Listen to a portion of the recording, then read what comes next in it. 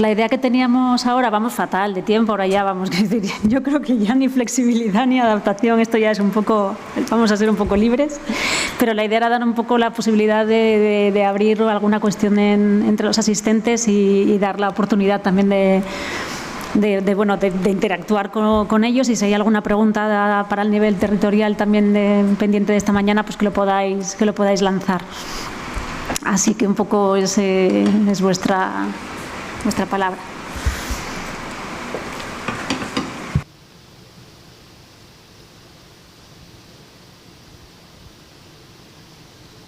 Si no, lanzamos una pregunta generadora para los ponentes y después tomamos un descanso antes de la última mesa. Pues igual una pregunta para todos y muy breve, pues ¿cuál creéis que es la necesidad principal, ¿no? Desde la escala local, ¿cuál sería la necesidad principal para poner todo esto en marcha? Pensando en instrumento, mecanismo, un poco la primera divagación que empezó a contarnos Gabriel en su intervención, pues pensando en eso, mecanismo, instrumento, y cuál sería la necesidad desde vuestro punto de vista. Igual empezamos por Marimar y nos contáis. Bueno, pues no sé si te voy a responder, pero yo creo que la adaptación es muy local, ¿no? Entonces necesitamos mucha información, necesitamos conocimiento local. Mi duda es hasta dónde necesitamos también, ¿dónde ponemos el foco? ¿En la modelización para la intervención o en la monitorización para el seguimiento? O sea, es una pregunta que me ha quedado a la mañana. Y desde el ámbito local, por lo menos en el País Vasco, donde los municipios, pues la mayor parte de ellos no son muy grandes, no tienen personal técnico especializado, les tenemos que apoyar y darle instrumentos para que no tengan que gastar los recursos en hacer determinados estudios, pero sí tener certezas de que si van a cometer una inversión le va a rentar, como diría mi hija. Entonces, no sé, yo creo que lo que necesitan es instrumentos, con certezas, para saber que cada euro que invierten y que cuanto antes lo hagan, más beneficios van a tener. Anticiparse es la clave. Yo creo que hoy en la jornada, si algo ha quedado claro, es tenemos que actuar ya, cuanto antes mejor, y tenemos que aprender de lo que funcione para replicarlo. Entonces yo creo que los municipios lo que necesitan es claramente certezas para decir cada euro que voy a invertir para darle la vuelta a mi ciudad me da resultados. Pero ¿eso qué implica? Implica tener un conocimiento tan alto o estudios tan a detalle que me imposibilitan luego llevar a cabo las medidas, y para ver cuáles son eficaces o no, porque siempre ha salido a la mañana la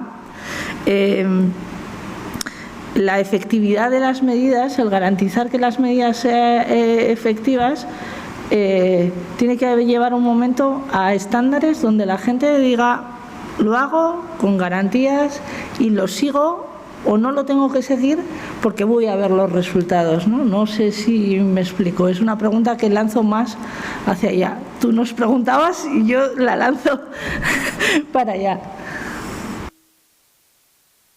¿Tengo que responder ahora o queréis hacer la ronda? Hacemos la ronda. Marimar.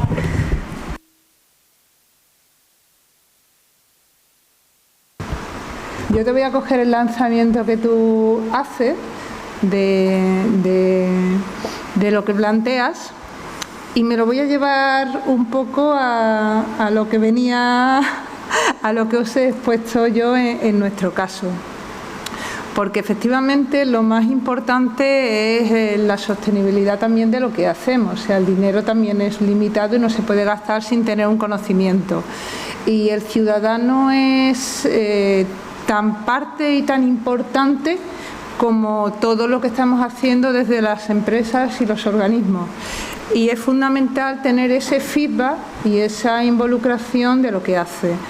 Nosotros en ese ámbito y en este caso de los proyectos sí que estamos introduciendo en todos esa monitorización tanto del impacto socioeconómico como del impacto medioambiental, porque para replicar o para seguir actuando en este tipo de proyectos que a priori son difíciles, no le llegan, son cosas así como muy un life, una cosa muy europea, hay que llegar al ciudadano y hay que explicárselo.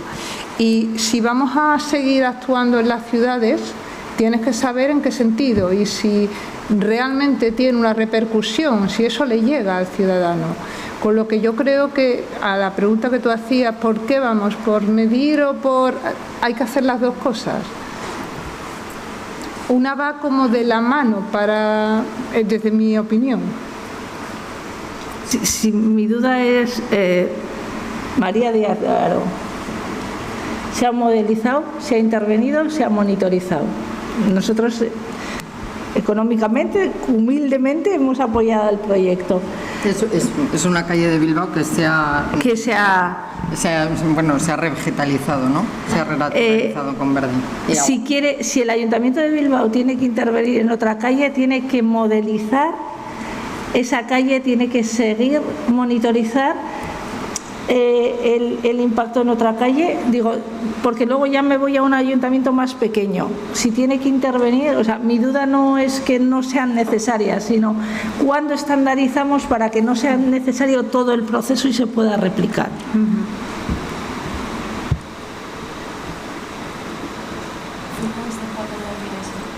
No, era cerrar para poder... estoy de acuerdo con María Esther, que yo creo que son ambas, pero en el caso que ponías de María Díaz de Haro, yo creo que la modelización de una calle y el comportamiento de la vegetación nos debería de servir para aprender y definir ese estándar, ese mínimo de confort o ese nivel de confort para no tener que modelizar cada vez que haces. O sea que al menos nuestra apuesta desde Tecnalia y para lo que utilizamos la modelización es para aprender y poder definir al menos unos criterios o unos estándares. Lo difícil es pues encontrar la solución que dé respuesta a todas las casuísticas, que luego es compleja, pero... Susana o Gabriel, si queréis... Bueno, yo creo que habría que pensar un tema innovador en la gestión, ¿no?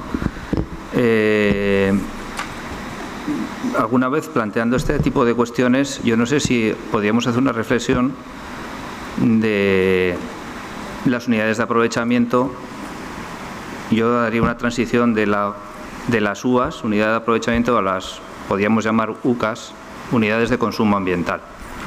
De tal manera que en vez de hacer los repartos, porque al final todo esto tiene implicación en el coste económico, ¿no?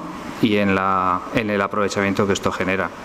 Si hemos pivotado el planeamiento urbanístico y sobre todo la gestión desde las unidades de aprovechamiento, edificabilidades, etcétera, ¿no? Yo creo que ahora hay que darle una vuelta a la gestión, como digo, la actuación que genera un bien ambiental, digamos que tiene que primarse porque está aportando algo, ¿no? Si no, no tendría sentido hacer actuaciones de rehabilitación de zonas degradadas, porque es más barato irse al trigo, ¿no? o al campo, ¿no? Yo creo que por ahí habría que reflexionar y me parece un tema muy, muy interesante, ¿no? Eso en cuanto al tema de gestión. Y en cuanto al tema de diseño, volviendo un poco a lo que decía, yo creo que hay que confiar también en las personas que tienen que elaborar los trabajos concretos. Y yo no sé si habría que establecer Estamos dividiendo el planeamiento, que hablo de la gestión y ahora hablo del planeamiento, estamos dividiendo el planeamiento por ámbitos territoriales. Yo creo que los ámbitos territoriales se funden, tanto a nivel de términos municipales como de otras cuestiones, ¿no? Antes en las ponencias de la mañana se hablaba de qué pasa con las conexiones entre supramunicipales, ¿no? Entre municipios, ¿no? O sea, los ámbitos de diseño superan lo que es la realidad administrativa y se imbrican de otra manera. Y aquí es a donde quiero decir que creo que habría que ver una distinción, a pensar también, en lo que es el planeamiento de ordenación, digamos, más general, más a futuro, de lo que es el planeamiento ejecutivo inmediato o concreto que se va a desarrollar inmediatamente, ¿no? Que es donde, creo yo, que es donde ahí es donde habría que tener los elementos más de obligación normativos, etcétera. Que el resto de planeamiento fuera más de directrices, de sugerencias, de criterios, de plantear elementos y justificaciones que alguien puede diseñar de otra manera diferente, alguien que no puede estar pensando desde la globalidad en el caso concreto, y que esa normativización concreta se incorpore en el planeamiento pormenorizado y añadiría ejecutivo, ¿no?, por llamarlo de alguna manera. Yo creo que por ahí es donde creo que tendríamos que empezar a eso y dar libertad a esos. Yo creo que es importante, ¿no?, que los equipos municipales, etcétera. Yo pongo un ejemplo de donde me está tocando ahora trabajar, que es desde Burlada, pues me he encontrado con un equipo de profesionales fantástico. Es que donde pueden colocar un SUD, allá que van. Hacemos un SUD, llega un planeamiento sin ningún tipo de obligación de nada, se analiza, no se lo podemos ni exigir porque no lo tenemos, pero se hace una visión y se dice, oye, vamos a ver, mira, aquí tal, vamos a cambiar esto, vamos a solucionar este pavimento que hemos puesto aquí y vamos a establecer unos elementos de drenaje sostenible que se van a comunicar con esto, con lo otro, con lo demás allá. Y esto vamos a poner los alcorques, vamos a seguir los alcorques, vamos a hacer el carril árbol, ¿no? Y hemos empezado a pensar en el carril farola, es decir, porque si no, la farola, las cimentaciones se interrumpen con los árboles, en fin, hay una serie de cosas que en el momento concreto en que las tienes que ejecutar, si tienes unos directrices generales que alguien ha pensado en todas estas cosas, llega el momento de ejecutarlas en concreto, que haya personal cualificado y con ganas de trabajar en estas cuestiones y un planeamiento concreto ejecutivo en el cual creo que habría que incorporarlo. Esto es lo que se me ocurre. Susana. Bueno, pues desde un ayuntamiento de un tamaño más grande, lo que dice Gaby, que es voluntarioso, yo creo que es imposible. Básicamente, en mi ayuntamiento creo que es imposible. Porque yo creo que quizá está el truco más en aunar políticas municipales y que haya un compromiso municipal a nivel político que se traslade de manera efectiva a todas las áreas. Porque si no, lo que suele pasar es que en un área estamos haciendo una cosa, en el otro estamos haciendo otra que puede ser contraria. Esas decisiones, si no tenemos obligatoriedad, pues muchas veces no se cumplen, o se cumplen en un sitio pero en el otro te dicen no porque luego me trasladas el problema a mí. Es bastante, como decimos ahí, hay un lío de aupa lerandio, ¿no? Entonces yo creo que sí es un trabajo de inducción hacia la ciudadanía, o sea, va en dos direcciones: uno, de la política y del compromiso político hacia las áreas, y luego también que permee esas soluciones hacia la ciudadanía para sensibilizar, pero de un modo muy inductivo y con ejemplos muy tontos. Pues quiero reducir la velocidad del tráfico, vale, pues vamos a intentar reducir el ancho del carril, para que la gente vaya cogiendo esa mentalidad. Recursos hay de sobra, porque yo creo que ya tenemos a Europa, ¿no?, que es quien nos ayuda y nos da los recursos económicos, y ya está la sensibilización europea, y también el cambio generacional, porque yo lo que veo es que probablemente vayan a venir nuevas generaciones de técnicos mucho mejor formados que nosotros, que esta materia a veces se nos escapa de las manos, ¿no? Y luego la segunda que veo es la necesidad de normativa común para recoger datos, para elaborar mapas de clima, para que haya una metodología y unos indicadores comunes, y en ese sentido estaba haciendo un poco el llamamiento a entes supramunicipales y hablando de la referencia a la planificación en materia de cuencas hidrográficas, que lleva un siglo en España y que nos ha permitido pues ahora estar donde estamos, ¿no? Pues yo creo que esto sería una necesidad también en materia de cambio climático, si bien es mucho más complejo, ¿no? Así, esas son las dos cosas que yo creo que son necesarias. Pues Eric, y con tu intervención cerramos un poco la mesa. Vaya. Bueno, no, yo seré breve. A ver, yo creo que el cambio climático existe, no hay duda, o sea, las evidencias están. Los servicios ecosistémicos de la solución basadas en naturaleza están más que demostrados también. Las soluciones existen, hemos visto aquí unas muy interesantes, por lo tanto, bueno, pues yo creo que es ponerse a trabajar y creo que, bueno, entre otras cosas, pues en suelo urbanizable, pues esta guía que hemos presentado, pues plantea unas soluciones de manera voluntaria que al final se repercutirán en las cargas del sector. O pues realmente habría que plantear realmente la actualización de determinados estándares urbanísticos que están planteados desde hace 20 años con una situación muy diferente a, por lo menos aquí en la Comunidad Valenciana, muy obsoletos en relación a los problemas que tenemos actualmente. Y luego en suelo urbano, pues yo creo que falta, eso sí, análisis pues de coste-beneficio, ¿no? para que realmente un ayuntamiento se pueda convencer de la utilidad de esto, ¿no? Y ahí sí que seguramente a nivel científico queda mucho por hacer en estos análisis coste-beneficio, poco más. Bueno, pues muchas gracias a todas, todos, y nos tomamos ahora unos minutos. Hay media, ¿no? Vale. Hay media, volvemos y ya empezamos la última mesa para cerrar la jornada. Pues bien, gracias.